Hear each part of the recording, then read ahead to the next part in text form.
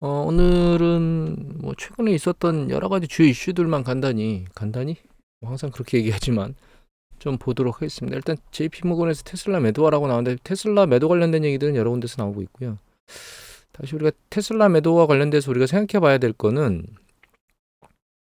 여기 보면 JP 모건은 테슬라를 매도하고 있는데 캐시우드는 줍줍하고 있다고 얘기가 나와 있죠. 캐시우드 우리 예전에 돈나무 언니라고 해서 많이 들었던 그분이 여자분이 운영하는 거기거든요.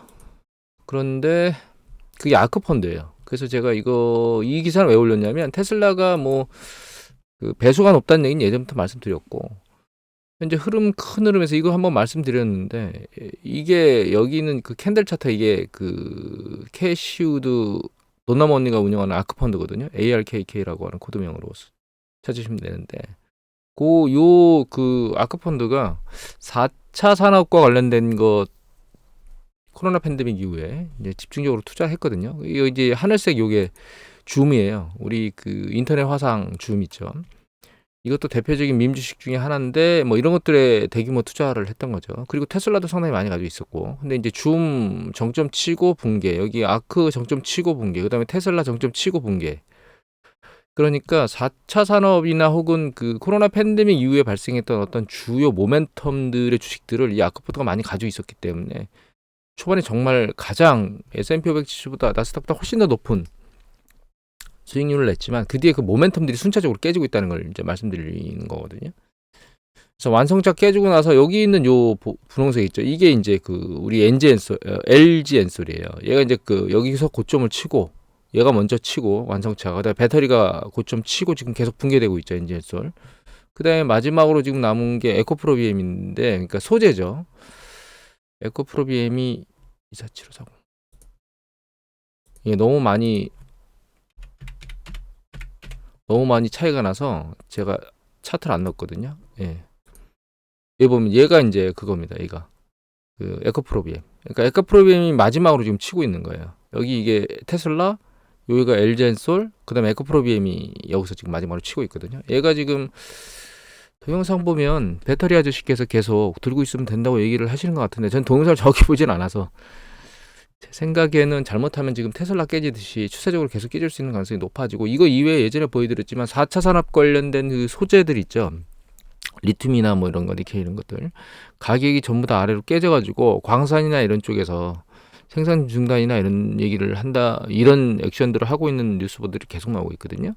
그 다음에 올해 내년보다 전기차 수요가 줄 거라고 하는 전망들이 상당히 많아서 결과적으로는 소재를 밀어올리지 못할 그 원자재 가격을 밀어오지 못할 거예요. 그 얘기를 왜 드리냐면 이 소재 가격이 원자재 가격하고 상관관계를 가지고 지금 움직이고 있기 때문에 그래서 우리가 인지해야 될 건 코로나 팬데믹 이후에 모멘텀들이 여러 군데서 살아났었는데 그 모멘텀들이 다 깨지고 있다. 이런 것들을 이해하셔야 되고 코로나 팬데믹 이후에 살아나고 있는 모멘텀이 그게 AI예요. 지금 AI만 살아서 움직이고 있다. 향후에도 AI가 계속 살아서 움직일 가능성이 높기 때문에 과거 모멘텀을 너무 붙잡고 있으면 안 된다. 그래서 전기차, 배터리, 소재 중장기적으로 생각하고 투자를 해야지 단기적 급등세는 아마 없을 거다. 이렇게 이해를 하시면 될 거다. 이런 생각을 합니다.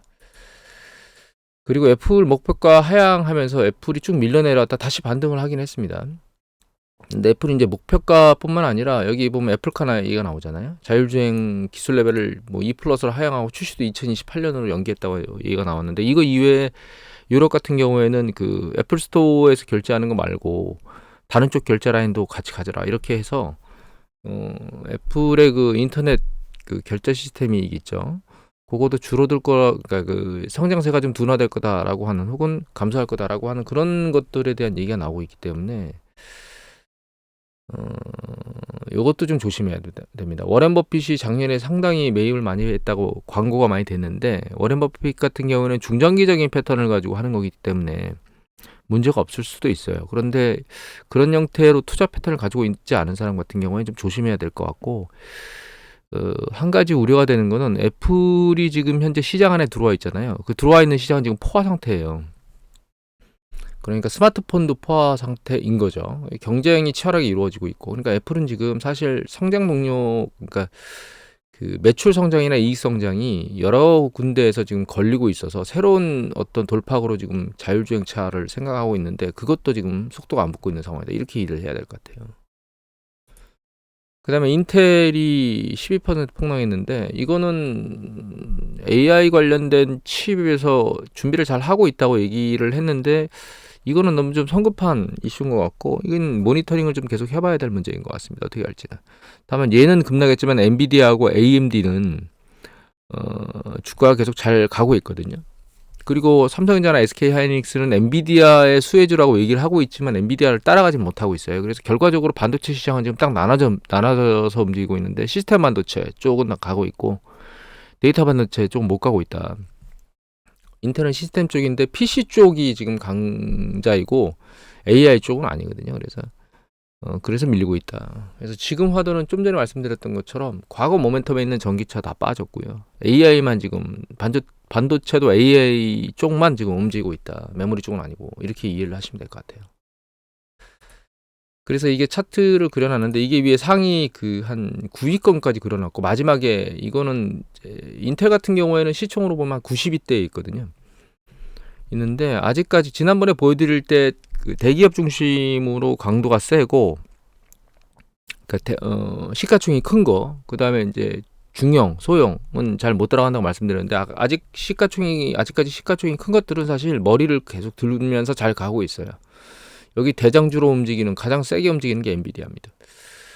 그 다음에 AI에 관련돼서 빨리 움직이는 게 이게 메타예요. 메타. 그 다음에 구글 같은 경우 요 밑에서 올라오고 있습니다. 구글. 마이크로소프트도 마찬가지로 이거 다 그 AI 관련된 애들이거든요. 그리고 지금 빠지고 있는 게 여기 있는 이게 밑에 있는 게 테슬라입니다. 아래로 쭉 빠졌죠. 추세적으로 계속 쭉쭉 빠지고 있습니다. 그 다음에 여기 살짝 빠진 게 이게 인텔이에요. 그리고 애플을 보면 이게 애플이거든요. 이 검은색. 이 애플 보면 다른 애들을 보면 이 시점으로부터 다 높아요. 그죠? 테슬라, 그 다음에 인텔도 이제 테슬라하고 요 두 가지 정도만 지금 애플이 올라오다가 고점을 못 뚫고 내려와서 다시 반등인데 또 최근 꺾였죠. 다시 이게 추세가. 여기 보시면 이게 애플입니다. 아직까지는 이 대형주 시총이 큰 것들이 강도가 세기 때문에 주식시장이 쉽사리 밀리지는 않을 것 같은 생각을 하고 있긴 합니다. 상황은 좀 모니터링을 해야 돼요. 이게 나중에 이제 보여드리겠지만 이게 지금 어느 위치에 있는 거냐 주식시장이 이거는 판단하기가 상당히 쉽지가 않은 상황입니다. 연초에 일정 부분 조정이 있을 거라고 생각했고 매수한다고 하더라도 조정을 한 다음에 매수를 해야 된다는 얘기를 드렸는데 그 생각은 지금 변함이 없습니다. 요거는 중국인데요. 중국 같은 경우에 최근에 지준율 내렸잖아요. 그런데 이거는 요거는 한국경제에서 이지훈 기자께서 1월 28일에 올린 건데 그냥 내용을 쭉 보면 간단히만 보면 이게 젊은이들 명소로 꼽히는 거리인데 한산한 거죠. 그래서 이제 매출이 3분의 1 토막 났다고 나오는 거고. 그러니까 그 시장에 그 소비 성향이 뭐 7%대 좀 넘는 정도로 나왔지만 사실 소비 증가율이 한 두 자릿수로 나와야 되거든요. 중국 같은 경우에. 그렇지 않기 때문에 이게 상대적으로 안 좋다는 거예요. 그다음에 여기 보시면 그 유명 상업시설 뭐 소 1층 이건 뉴스 보도에도 나왔는데 공실률이 높다고. 여기 공실률 30% 육박하고 있고 임대료 40%를 내려도 들어오려고 하는 곳이 없다. 그러니까 지금 미국이 오피스 시장이 난리잖아요. 상업부동산 중에서 오피스만 난립니다. 리테일이나 혹은 홀세일 도매나 혹은 뭐 상가 입점들, 그다음에 창고 이런 것들은 아니에요. 미국은 다만 이제 오피스 시설, 사무실 시설만 문제거든요. 근데 여기는 보시면 상업 시설 안에 장사하는 사람들하고 오피스 건물 다 마찬가지로 지금 안 좋다는 뜻입니다. 이거 이외에 그 연체율이 올라가고 있다는 얘기들이 나오고 있고 고용이 좋지 않다는 얘기는 뭐 이미 계속 쏟아져 나오고 있고 그다음에 부동산이 문제가 있다라고 하는 것들이 좀 계속 나오고 있고 그래서 부동산 매매가 안 돼가지고 매매를 임대로 돌려서 임대료가 지금 임대 시장에 이제 임대 물량이 많이 나오니까 임대료가 떨어지고 뭐 이런 얘기들이 지금 맞물려서 계속 움직이고 있는 상황이다. 이렇게 지금 생기고 있습니다. 그리고 외국인도 이탈하고 있고 그러니까 지금 미국은 여러 가지 이슈 때문에 경제가 선순환 구조로 가기가 그렇게 한두 가지 요건으로 이렇게 딱 터닝하기가 쉽지 않은 구조로 가고 있는 것 같다라는 생각을 하고 있습니다. 지금 개인적으로 사실. 그리고 무디스 이거는 인포맥스 연합 인포맥스의 이재현 기자께서 1월 26일 올린 건데 이게 뭐냐면요. 이게 로컬 가버먼트 파이낸싱 비클 그럴 거야 아마. 그러니까 그 지방 정부에서 지방 정부가 자기 지방 정부 안에서 직접 뭔가 액션 대출을 당기는 게 안 되니까 별도의 그 페이퍼 컴퍼니를 만들어 가지고 자금을 파이낸싱을 당기는 거거든요. 여기 나와 있네요. 근데 얘네들 신용등급을 무더기로 강등했습니다 지금. 그래서 무디스는 중앙정부의 지방정부에 대한 지원 능력이 약화할 가능성이 있고 이런 것들 때문에 이 LG FB 같은 경우에는 사실 위험하다. 파산하거나 이런 요건들이 좀 발생할 수 있다. 점점 커지고 있다. 뭐 이런 쪽으로 뉘앙스를 가지고 있는 것 같아요. 그래서 중국이 한꺼번에 확 자빠지지는 않는데 이게 일어서 확 벌떡 일어나기도 어려운 상황으로 지금 전체적인 구조가 지금 바뀌고 있는 거예요. 부동산 문제로 시작돼서 그거에 최초 직격탄을 맞은 게 헝다였죠. 그런데 그 이전에 이미 IT 관련된 기업들을 다 공중분해 시켜버렸잖아요. 마윈이 잘못 발언을 한 이유로 그 자본 권력이 공산당 위에 올라서는 걸 그 부정하는 중국 정부가 그걸 다 공중분해 시키고 그다음에 공동부유나 그 인민들 어렵게 만든다고 하는 뭐 예를 들면 과외 같은 것, 교육산업 뭐 이런 것들을 다 아작내면서 결과적으로는 일정 부분 젊은이들한테 혹은 청년들한테 좋은 보수의 일자리가 나오는 것들을 전부 다 붕괴시켜 버렸습니다. 그 다음에 이제 부동산이 걸려들었고 부동산이 뒤흔들리면서 다른 여건들 뭐 부동산과 연계된 다른 여건들도 지금 충격을 계속 받고 있는 거거든요. 그리고 그게 이제 부실 쪽으로 넘어가면서 사기업들 부실이 이제 지방정부 부실 쪽으로 옮겨 타고 있는 상황이에요. 그러니까 그 최악의 상황이 확 발생하진 않을 거다라고 하는 건 동의하는데 그럼 얘가 갑자기 안 좋은 애가 벌떡 일어나겠느냐? 그것도 쉽지 않다. 이렇게 이해를 하고 있습니다. 저 개인적으로. 그래서 최근에 지준율을 내렸지만 예전에 보여드렸잖아요. 지준율을 많이 내렸던 때가 또 있는데 21년 3월인가? 짧어. 2021년이 아니고 2023년. 요때일 겁니다. 아마 요때. 3월 며칠? 제가 기억이 가물가물하네요. 요때인가 보다. 요때. 예. 요때. 요때 아닌데. 잠시만요. 죄송합니다. 2023년 3월이거든요. 2023년 3월이니까 요때네요. 예, 요때. 살짝 들리고 나서 추세적으로 내려왔거든요. 지금 살짝 들렸는데 저는 이게 살짝 들린 게 다다. 이게 살짝 들린 게 다다. 이거 들린 거거든요. 이거 들린 게 다다. 조금 더 들릴 수도 있겠지만 이게 전체적인 추세를 조망하지 못할 거다. 이렇게 생각을 하고 있습니다. 개인적으로는. 그리고 요게 그 코스피 지수거든요. 이 캔들 차트가. 그다음에 요게 그 미국 S&P 500 지수가 이게 중국 상해 지수예요.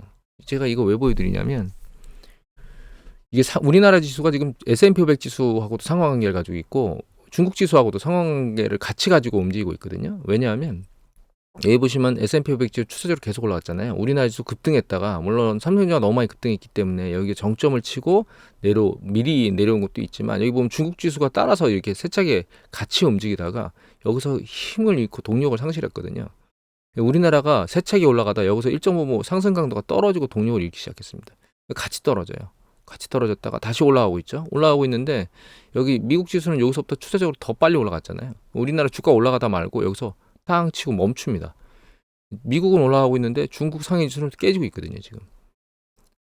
그러니까 얘가 이동력하고 같이 지금 혼재돼서 움직이고 있어요. 붕괴됐다가 다시 반등하죠. 반등할 때 이 주가 반등하잖아요. 우리 1.5 반등해줬는데 이 반등한 이후에 여기 따라 반등하지만 그 반등을 못하고 우리가 밀려요.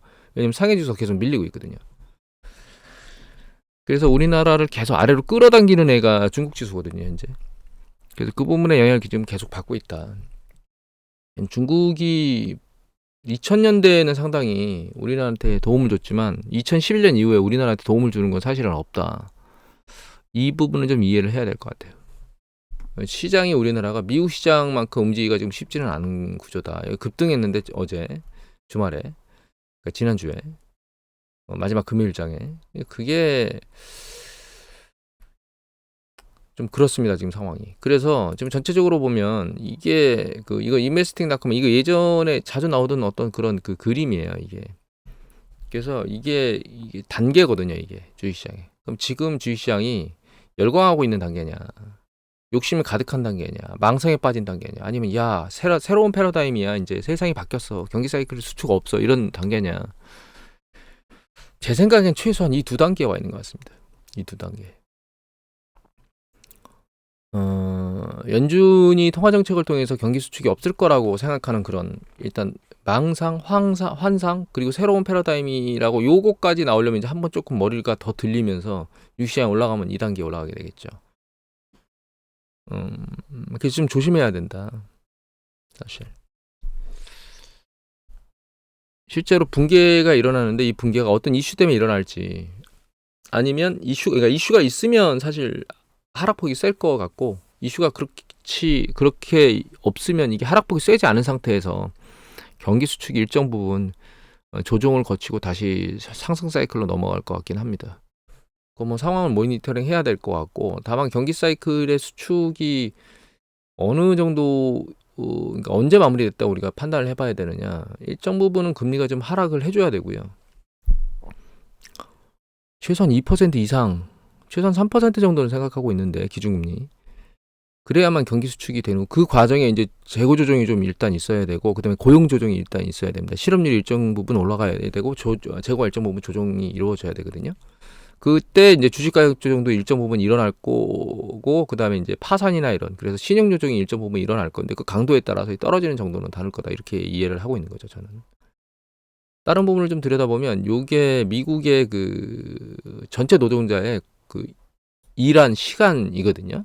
시간인데 분기당 나오고, 분기당 전년 동기 대비 증감률을 보여드리는 건데, 이게 예전에 나왔던 데이터입니다. 이게 추세가 아래로 붙으면서 경기가 수축해요. 보시면 여기 가운데가 제로점입니다. 그러니까 전년 동기 대비 마이너스로 진입하면 경기 수축 면으로 빠지는 패턴이 높거든요. 물론 위에서도 빠진 경우가 있지만 일반적으로는 이게 제로점에 붙으면 빠지는 경우가 상당히 확률이 높아요. 지금 어느 수준에 있냐면 0.8 수준에 있습니다. 이게 아직 4분기 데이터가 안 나왔거든요. 상황 봐야 되겠는데, 고용시장이 이걸 왜 먼저 보여드리냐면, 결과적으로는 일하는 시간대가 주니까, 일하는 시간대가 준다는 얘기는 사람을 더 많이 쓸 이유가 없다는 뜻인 거잖아요. 그럼 고용시장에 영향을 미칠 수밖에 없기 때문에 그렇습니다. 그 다음에 요거는 뭐냐면, 이게 빨간 게 전체 고용 숫자거든요. 그 다음에 파란 건 뭐냐면, 그 달에 고용된 사람에서 그 달에 해고된 사람, 그만둔 사람, 어떤 형태로든 해고됐든 그만뒀던 그 인원수 차이인데, 이게 일반적으로 이렇게 과거 데이터를 당겨보면 여기 파란 거죠. 파란 거 왼쪽입니다. 10만 대 한 후반 정도, 이게 일반적인 패턴이에요. 경기 사이클 확장되는 국면에 있을 때.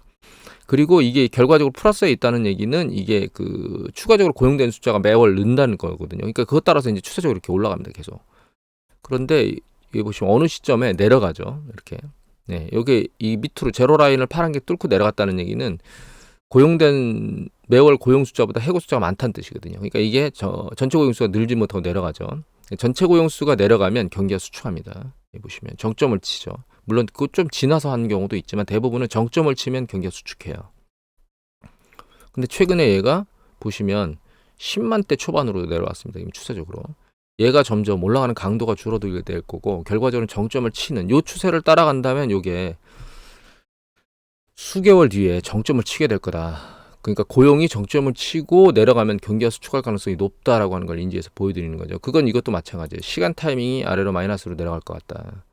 그러니까 경기 수축 국면으로 진입하는, 지금 정점에서 수축으로 넘어가는 액션들을 보이고 있는 거 아니니까, 이렇게 고용 시장을 보면 고용이 식어가고 있다는 거죠. 이거는 또 다른 건데, 이 연두색이 전체 고용 숫자고요. 그다음에 이 빨간색 있죠. 여기 빨간색은 죄송합니다. 빨간색은 파트타임, 그 다음에 이 파란색이 풀타임이에요. 그러니까 이게 파란색은 정규직, 빨간색은 비정규직, 이렇게 생각하시면 되죠.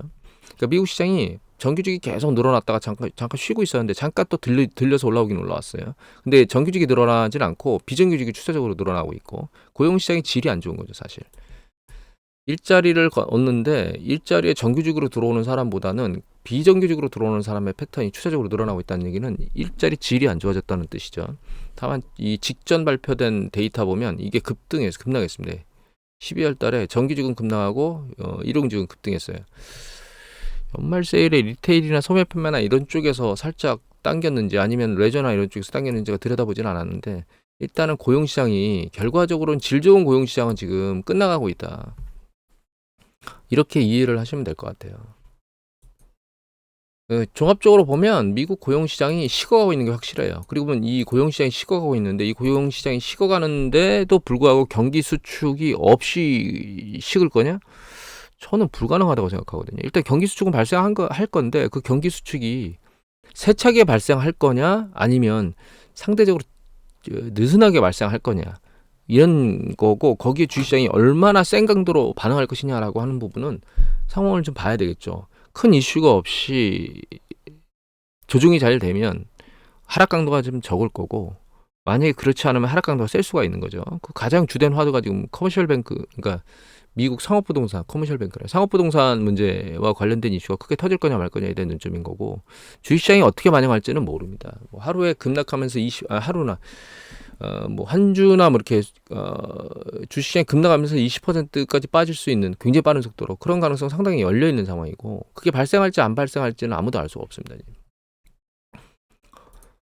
그리고 그런 이슈가 큰 일이 터지지 않고 연준 의장이 한마디의 잘못된 액션으로 발언으로도 일어날 수 있거든요. 과거에도 그런 일이 있었고 버냉키드인가요? 한번 화들짝 놀랐었죠. 물론 그걸 또 뒤에 수습했지만 여하튼 그래서 미국 시장은 식어가는 거 맞고 일단 지금 과도하게 와 있는 것도 맞고 그래서 상당히 눈치를 잘 보면서 액션을 취해야 된다. 이렇게 정리를 해드려야 될 것 같아요. 그 다음에 이거는 환율을 보려고 좀 올려놨는데 이거 예전에 보여드렸던 건데 이게 파란 거는 이제 엔화 환율이고 달러 대비 이 빨간 게 위안화 환율이거든요. 최근 이게 내려왔다가 둘 다 이제 고점 언저리 151엔 때 일본 엔화는 그다음에 중국 위안화는 7.32한 때 요렇게 올라가면 정점을 치고 내려오거든요. 내려왔다가 다시 위로 올라가고 있습니다. 지금 보면 최근 다시 통화 가치가 하락하고 있어요. 걔네 둘이 달러 가치가 상승하고 있고 올라가고 있거든요.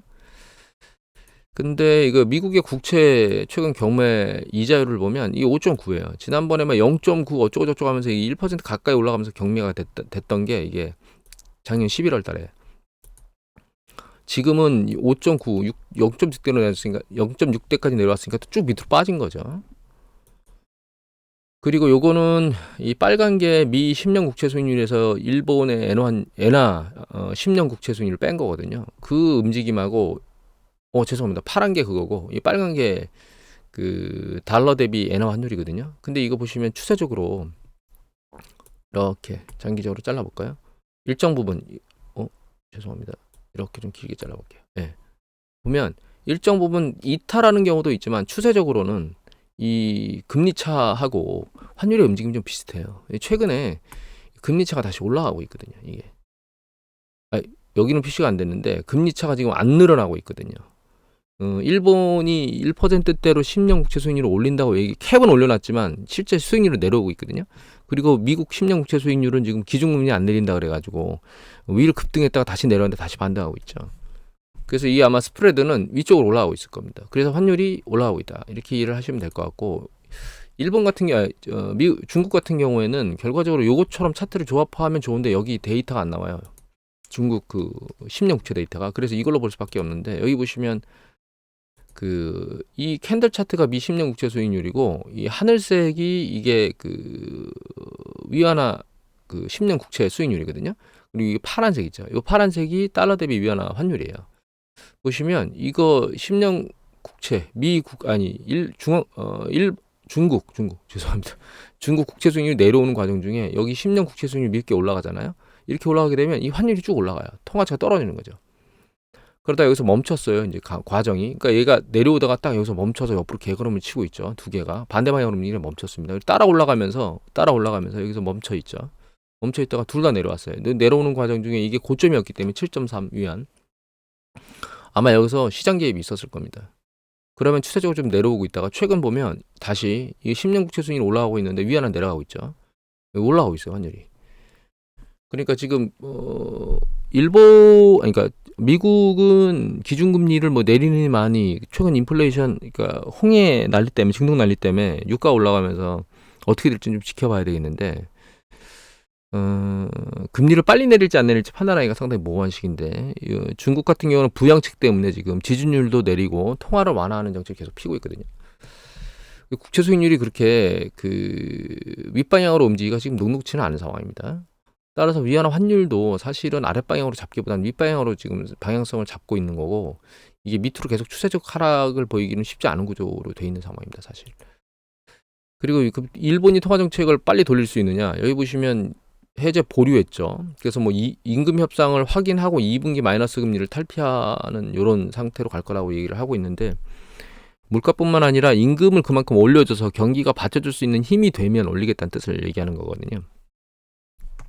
그런데 문제는 이게 지난주 목요일 날 나온 일본의 소비자 물가 상승률이거든요. 보시면 2.7이었던 게 2.1로 뚝 빠졌어요.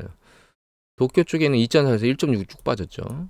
그 다음에 이거 보면 서비스업, 그 기업의 서비스 관련된 그 물가 상승률 보시면 2.3에서 1.6 쭉 빠졌어요. 지난번에 제가 일본 소비자 물가 상승률하고 PPI하고 같이 보여드린 적이 있거든요. 그때 PPI가 제로점이 아마 붙었을 겁니다. 그래서 소비자 물가가 계속 버틸 수 있을지는 모니터링 해봐야 된다 말씀드렸는데 이게 지금 물가 상승률이 못 버티고 있는 것 같거든요. 이런 상황에서 추세적으로 좀 더 봐야 되겠지만 일본 은행이 강력하게 뭔가 액션을 취할 수 있다? 제 생각에는 얘네들 그냥 헛다리 찢기만 하는 것 같거든요. 페인트 모션만. 상황은 좀 지켜봐야 될 것 같습니다. 이 중앙은행 연준의 기준금리를 내리는 관점일 때나 아마 그때 얘네들도 그냥 가만히 있지 않을까. 이거 일본은행 애들은 얘네들은 아주 하도 그 헛소리를 많이 해서 상황을 좀 지켜봐야 되고 이게 실제로 임금 협상 확인한 다음에 올릴지 안 올릴지도 지금 제 생각에는 좀 지켜봐야 될 문제인 것 같아요. 그래서 금리 인상이 중국도 그렇고 일본도 그렇고 녹록치 않은 상황이기 때문에